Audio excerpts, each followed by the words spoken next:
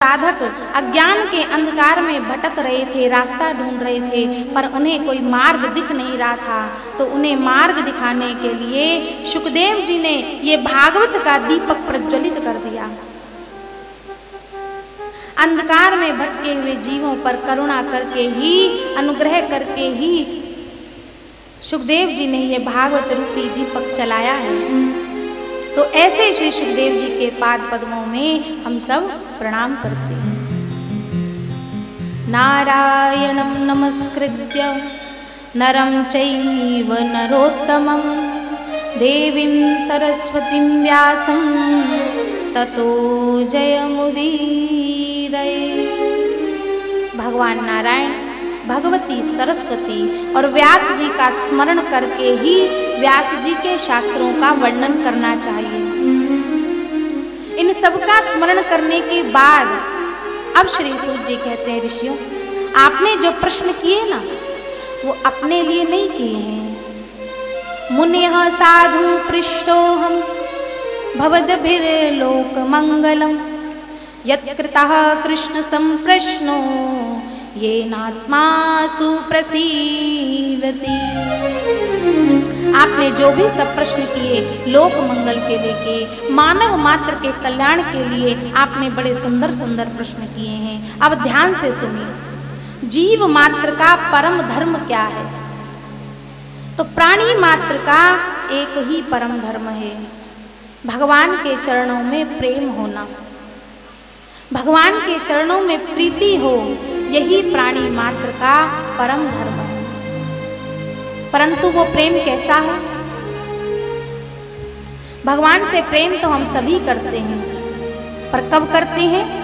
जब जीवन में कोई समस्या सामने आती है या कठिनाई आती है, तब खूब प्रार्थना करते हैं, हे भगवान हमें इस समस्या से बाहर निकाल दो, हमारा ये कार्य कर दो, 201 रुपए का भोग हम भी चढ़ाएंगे।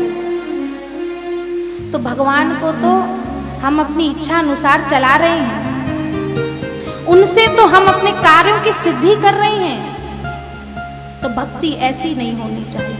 भक्ति कैसी हो? अहेतु की, निष्काम भक्ति होनी चाहिए, और निष्काम होने के साथ साथ निष्कपट भी होना चाहिए। भक्ति के दो विशेषण हैं।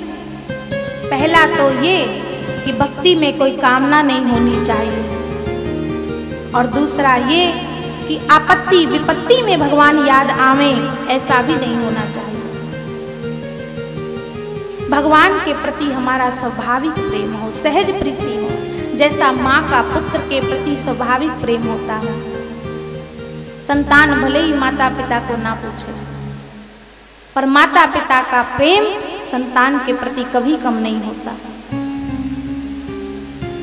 सूर्य के उदय होने पर ही कमल क्यों खिलता है? चंद्रमा के उदय होने पर ही कुमुदनी क्यों विकसित होती है? इस क्यों का कोई जवाब नहीं है, ये उनका स्वाभाविक प्रेम है। तो ऐसी ही सहज प्रीति हमारी भी भगवान के चरणों में प्रीति हो जाए। सहज प्रीति हो, स्वाभाविक प्रीति, स्वार्थ भरी प्रीति नहीं। और यदि ऐसी विशुद्ध भक्ति, ऐसी विशुद्ध प्रीति भगवान के चरणारविंद में हमारी हो जाए ना, तो फिर भक्ति के ही पुत्र ज्ञान और वैराग्य हैं। जब भगवान में भक्ति सुदृढ़ हो जाए तो भगवान के स्वरूप का ज्ञान भी अपने आप हो जाएगा, और इस जगत से वैराग्य भी अपने आप ही हो जाता है, सहज वैराग्य हो जाएगा। मीरा जी का चित्त गिरधर गोपाल में ऐसा लग गया कि फिर मीरा जी को घर छोड़ने की आवश्यकता नहीं पड़ी। घर अपने आप छूट गया। घर में रह रही हैं तो कृष्ण दीवानी बन करके नाच रही हैं, और घर से कोई निकाल दे तो क्या फर्क। इतनी संपन्नता, इतना बड़ा वैभव राजघराने की थी मीरा, और भगवान के स्वरूप का ऐसा ज्ञान हुआ, इस जगत से ऐसा वैराग्य हुआ कि मुंह से अपने आप ही निकल गया, क्या मेरे तो गोपाल दूसरो न कोई तो गिरधर गोपाल दूसरो न कोई तो गिरधर गोपाल दूसरो न कोई तो गिरधर गोपाल दूसरो न कोई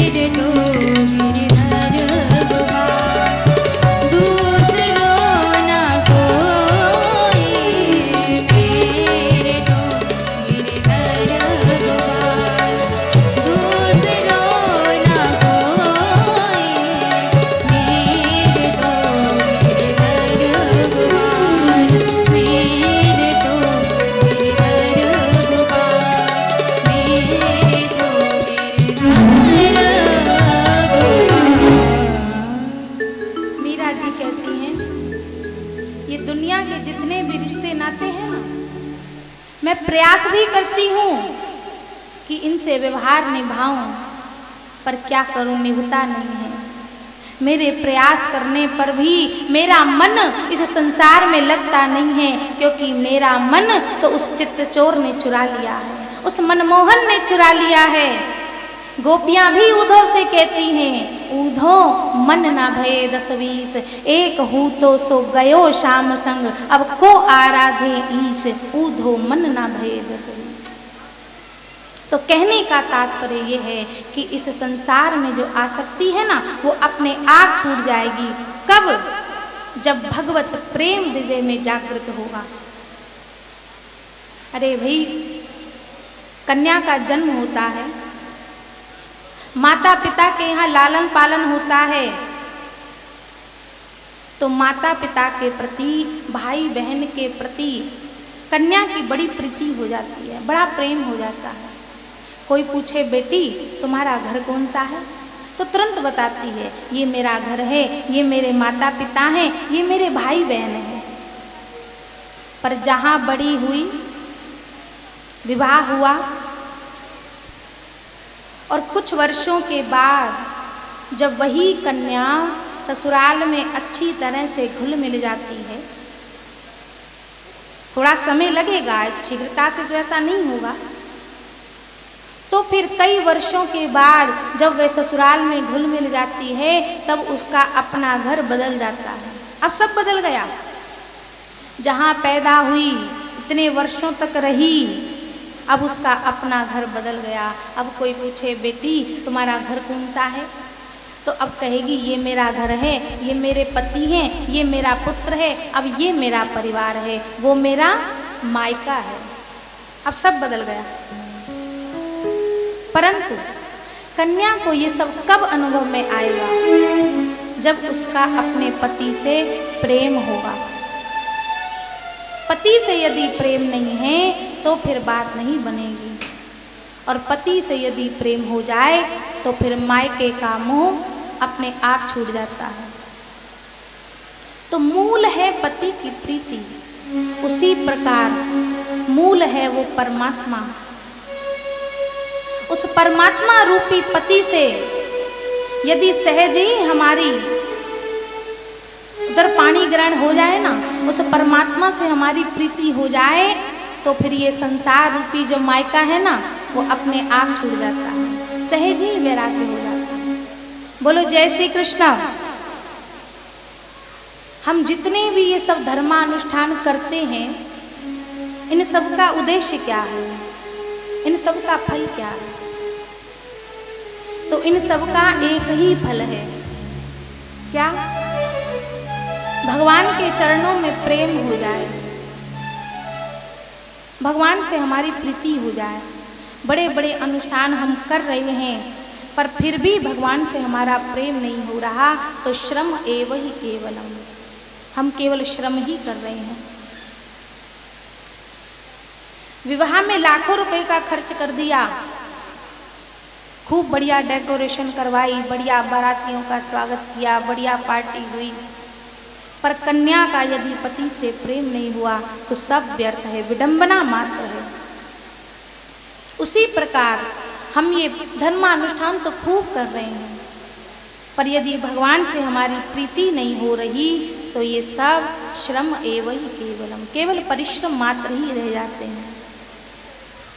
ये जितने भी धर्मानुष्ठान हम करते हैं, इनका उद्देश्य क्या है? धर्म का उद्देश्य क्या है? धर्म का उद्देश्य है अपवर्ग की प्राप्ति। अपवर्ग माने मोक्ष। मोक्ष हो जाने के बाद फिर किसी फल को पाने की इच्छा शेष नहीं रह जाती। मोक्ष परम फल है। मोक्ष हो गया तो ये भवबंधन सारे अपने आप खुल जाते हैं। संसार में प्रत्येक प्राणी भयाक्रांत है, कोई मृत्यु के भय से पीड़ित है, तो कोई शत्रु से, कोई लाभ आने से, अनेक प्रकार के भय हैं। परंतु उस परम फल मोक्ष पदवी को पाने के बाद समस्त भय जीव के समाप्त हो जाते हैं। तो ऐसे मोक्ष को पाना ही धर्म का उद्देश्य है। इसलिए भगवान ने यदि धन दिया है तो उससे धर्म करो। पर धर्म अर्थ के लिए मत करो। अर्थ का उद्देश्य तो धर्म है, पर धर्म का उद्देश्य अर्थ नहीं है। धन से धर्म भी करो और जितनी आवश्यकता है उतने विषयों का भी सेवन करो। अरे भाई, इस शरीर पर यदि बिल्कुल ध्यान नहीं देंगे तब भी ये शरीर किसी काम का नहीं रह जाएगा। तो जितना इसे भोजन की आवश्यकता है उतना इसे भोजन भी देना चाहिए। सर्दी, गर्मी, वर्षा आदि से इसे आवश्यकता अनुसार बचाना भी चाहिए। तो विषयों की भी आवश्यकता है, पर वो विषय उतने हों जिससे ये शरीर सुगमता से चले। अपनी इंद्रियों को हम विषयों का दास न बना लें। ये इंद्रिय रूपी घोड़े हमारे अनुसार चलें। ये शरीर रूपी जो रथ है ना, इसमें 10 घोड़े लगे हैं, 5 कर्मेंद्रियां और 5 ज्ञानेंद्रियां। घोड़ों की लगाम यदि स्वतंत्र छोड़ दी जाए तो रथ का क्या हाल होगा? एक्सीडेंट होगा कि नहीं? तो घोड़ों की लगाम अपने हाथ में होनी चाहिए। मतलब क्या? हम जो देखना चाहें ये आँख वही देखें, हम जो सुनना चाहें ये कान वही सुने। ऐसा ना हो ये कान जो सुनना चाहे वही हम सुनने लग जाएं। जो हम कहना चाहें ये वाणी वही कहे। ऐसा ना हो कि जो वाणी कहे वो हम कहने लग जाएं। घोड़ों की लगाम पूर्णतः अपने हाथ में रहेगी तभी ये रथ ठीक चलेगा। तो इंद्रियों को हम विषयों का दास ना बना लें। इसलिए जीवन में संतुलन की आवश्यकता है। अब प्रश्न ये उठता है कि इस जीवन को धारण ही क्यों किया जाए? इस जीवन का उद्देश्य क्या है? तो बोले इस जीवन का उद्देश्य है कामस्य नेन्द्रिये प्रीतिर लाभो जीवेत यावता जीवस्य तत्व जिज्ञासा नार्थो यश्चेह कर्मभि। जीवन का उद्देश्य ये नहीं है कि हमने बहुत बड़े बड़े काम कर लिए, बहुत कार्य कर लिए, हमने इतना किया जितना कि कोई कर ही नहीं सकता। बड़े बड़े मंदिर बनवा दिए, बड़ी बड़ी धर्मशालाएं बनवा दी, बड़े बड़े हॉस्पिटल बनवा दिए। तो बहुत से कार्य कर लेना इसमें जीवन की सार्थकता नहीं है, क्योंकि बहुत कर्म करने के बाद भी ये जन्म मरण का जो चक्र है ना, ये तो चलता ही रहेगा। इसलिए जीवस्य तत्व जिज्ञासा, जीवन का लक्ष्य है उस तत्व को जानना, क्योंकि उस परम तत्व को जाने बिना ये जन्म मरण का चक्र, ये आवागमन का चक्र छूटने वाला नहीं है। अब प्रश्न उठता है वो तत्व क्या है? तब कहते हैं कि वो तत्व एक ही है। एकम सद्विप्रा बहुधा वदंती। उसी तत्व को सब विविध नामों से पुकारते हैं। ज्ञानियों से पूछो तो उसी तत्व को ब्रह्म कहेंगे, योगियों से पूछो तो उसी तत्व को परमात्मा कहेंगे, और भक्तों से पूछो तो वो उसी तत्व को भगवान कहेंगे। वस्तुतः तत्व एक ही है, वही निर्गुण निराकार है और वही सगुण निराकार है और वही सगुण साकार है। बोलो जय श्री कृष्ण। उदाहरण से समझिए, बिजली वही है, पर वही बिजली जब पहले सर्वव्यापक थी तब हमारे अनुभव में नहीं थी।